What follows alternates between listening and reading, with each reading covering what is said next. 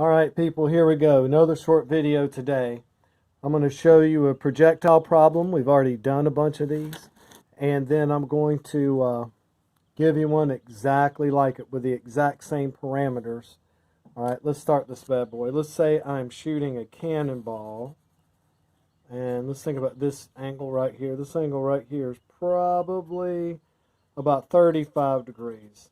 I'm shooting a cannonball at 300 meters per second. So that is my initial velocity on that vector. Now, this cannonball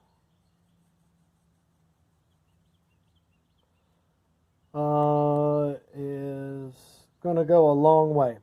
How about this? We're going to find out how far away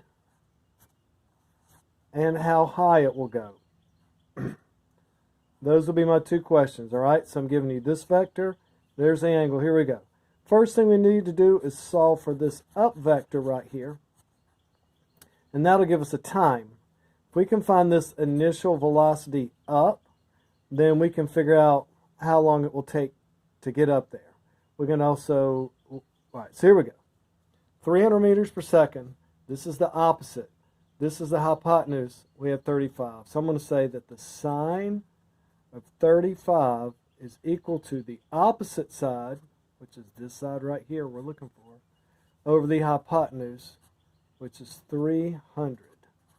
So let's see. I'm going to get on this little calculator right here that's just off screen, and I'm going to say the sine of 35 times 300.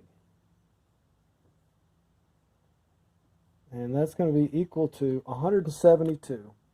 172 meters per second would be the initial velocity. If that one's launched at 300, this is launched at 172, they get there at the same time.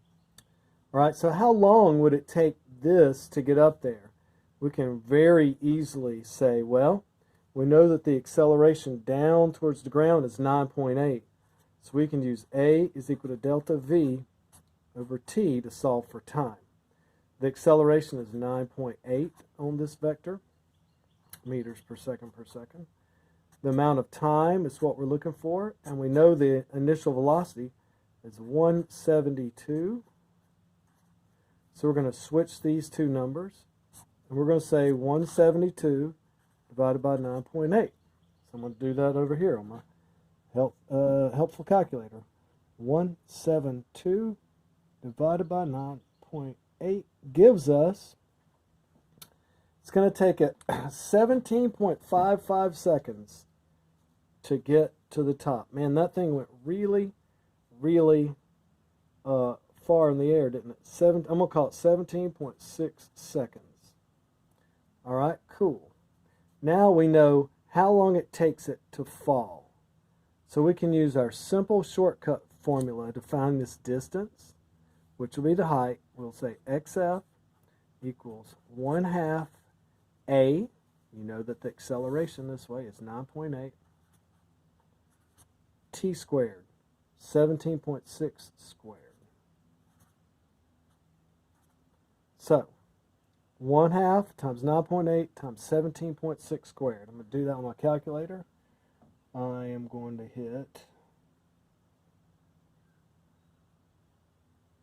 I'm going to square that.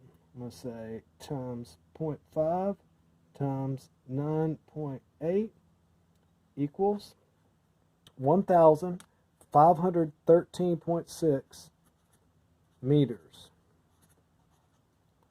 That is our total height. So we've solved that. So when I give you a problem just like this, there's the height in two simple steps. Next thing, how far away is it going to land? All right, look, we're going like this for not 17.6 seconds, but twice that long. If it takes it 17.6 seconds to get to the top, then it's going to take it another 17.6 to get back down. So if you shot this, it's going to go up to the top in 17.5 seconds and then down in another 17.5 seconds. Okay?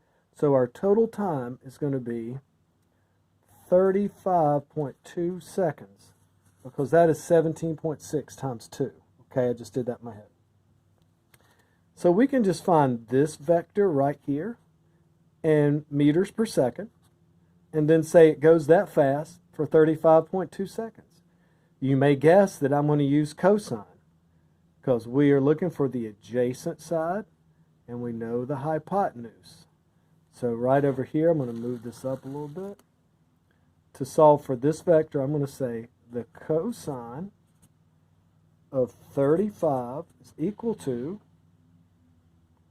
the adjacent side, which is that vector we're looking for, this guy right here, over the hypotenuse, which is 300.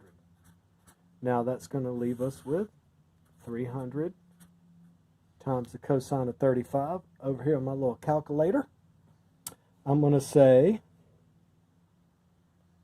35 cosine.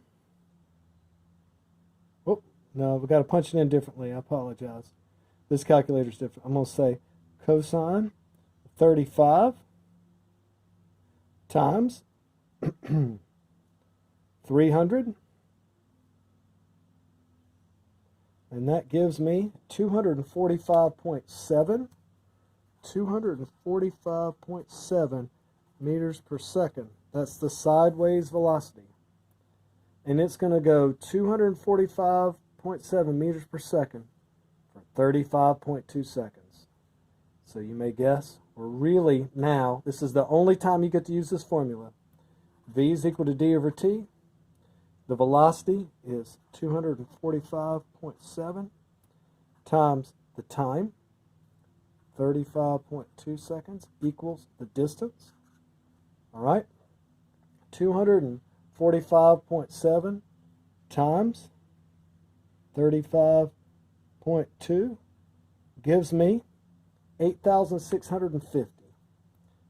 8,650 meters total. That's how far it flew. So this is 8,650 meters away from here.